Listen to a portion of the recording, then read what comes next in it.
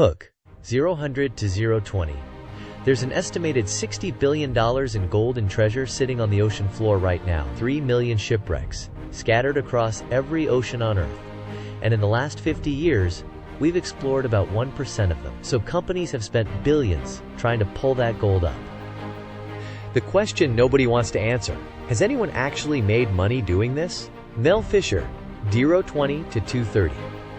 Let's start with the one man who actually did it. Mel Fisher was a chicken farmer from Indiana who became obsessed with a single shipwreck, the Nuestra Señora de Atocha, a Spanish galleon that sank off the Florida Keys in 1622, carrying 40 tons of gold and silver.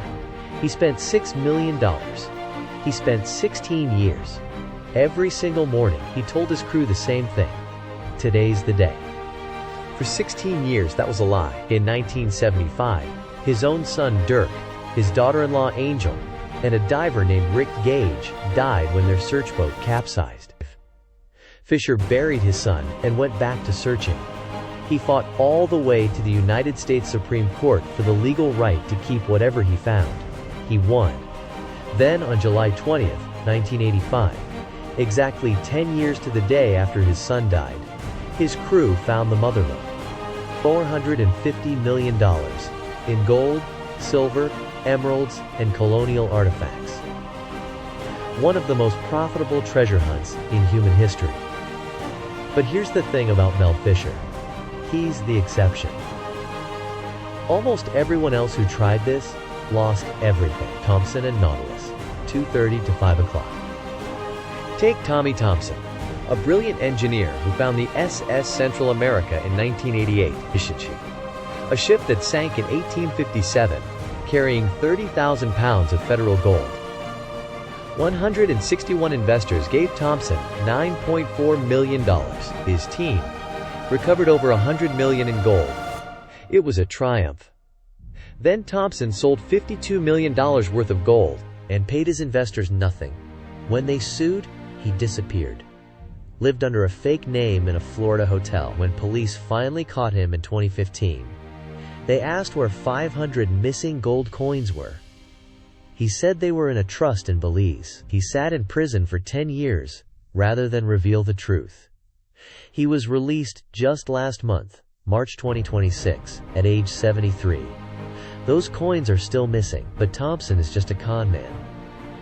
The real story is what happens when legitimate companies try deep-sea mining. Nautilus Minerals raised $461 million to mine copper and gold from the seafloor off Papua New Guinea. They planned the world's first commercial deep-sea mine. Their original cost estimate, $70 per ton of ore. The revised estimate, $192 per ton, nearly 3 times higher. They never mined a single ton.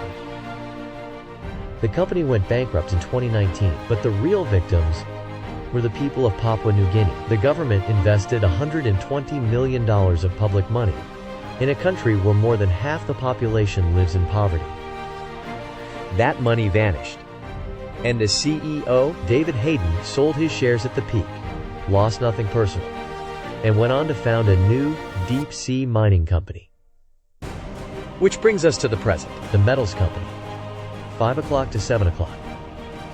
That new company is called the Metals Company. Same CEO from Nautilus, new target. Polymetallic nodules on the Pacific Ocean floor. These nodules sit at 4,000 to 5,000 meters depth in something called the Clarion-Clipperton Zone, a stretch of ocean between Hawaii and Mexico. They contain manganese, nickel, copper, cobalt.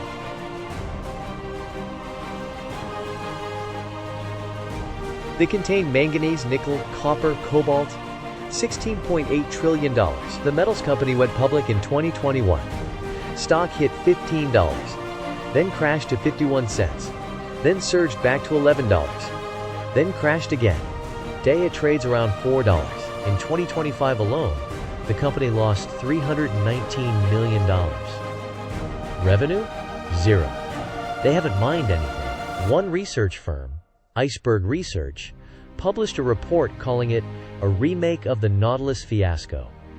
Same CEO, same promises, same business model of burning investor money before proving the technology works. And yet, in March 2026, NOAA determined their application is in substantial compliance. They're now negotiating a 50-year lease at the port of Brownsville, Texas for a processing hub. 65,000 square kilometers of ocean floor. 619 million tons of nodules. Either this is the beginning of a trillion-dollar industry, or it's the most expensive failure in mining history. We genuinely don't know yet. Legal nightmare, 7 o'clock to 8:30. Even when you do find treasure, keeping it is another battle entirely. Odyssey Marine Exploration spent years searching the Atlantic. In 2007, they recovered 17 tons of silver and gold coins, worth $500 million, from a wreck they called the Black Swan. Spain said those coins came from the Mercedes, a Spanish warship. A warship protected by sovereign immunity. Odyssey fought for 5 years in U.S. courts. They lost. In February 2012, 2 C-130 military cargo planes flew every last coin back to Spain. Odyssey was ordered to pay Spain $1 million in legal fees on top of returning every single artifact. They found $500 million in treasure and ended up paying for the privilege. Then there's the San Jose Galleon off Colombia. Estimated at $17 to $20 billion. In 1979, a salvage company got a 50-50 deal with Colombia. Years later, Colombia changed the terms, 5% finder's fee. That company filed a $10 billion claim at the International Court. The treasure is still on the ocean floor. First artifacts came up in November 2025, but nobody knows who will ultimately own it. Technology, 8:30 to 10 o'clock. New technology is changing the equation. AI-powered autonomous underwater vehicles can now operate at 1,500 meters for 72 hours straight. No human pilot, no tether. They survey 3 times faster than traditional ROVs and reduce vessel costs by 30%. The AUV market exploded from $2.4 billion in 2024 to an estimated $5.7 billion by 2029. Japan is testing commercial nodule extraction at 6,000 meters depth, targeting 2026 for full-scale operations. China deployed a mining vehicle called Kaituo-2 that dove to over 4,000 meters. These countries aren't waiting for international permission, but 37 countries have called for a complete ban on deep-sea mining. 65 major companies, including Google, Apple, BMW, Volvo, Samsung, and Rivian, have pledged never to buy minerals from the ocean floor. Greenpeace activists physically scale research vessels. The Pacific Island nations formed a coalition to stop it. The International Seabed Authority has been negotiating mining regulations since 1994. 32 years later, the draft is still heavily bracketed. No consensus. 0 commercial licenses issued. Scorecard, 10 o'clock to 11 o'clock. So let's answer the question. Is deep-sea gold mining profitable? $60 billion in treasure on the ocean floor. $2 billion recovered in 50 years. That's 3%. One success story, Mel Fisher, took 16 years and cost 3 lives. The rest? Bankruptcies, fraud, legal defeats, and billions in investor losses. Nautilus burned $461 million. Thompson stole from his own investors. Odyssey found $500 million and had to give it all back. The metals company has lost $320 million with 0 revenue.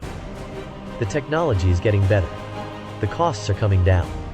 But right now, in 2026, deep-sea mining is still a bet, not a business. And $16 trillion in minerals are sitting in the dark, 4,000 meters below the Pacific, waiting for someone to figure out how to get them, without going broke trying. CTA, 11 o'clock to 11:20. If you want to see which treasure hunt comes next, subscribe and hit the bell. Drop a comment. Which story surprised you most? And check the video in the description for the full story of the San Jose Galleon, the $20 billion shipwreck 5 countries are fighting over.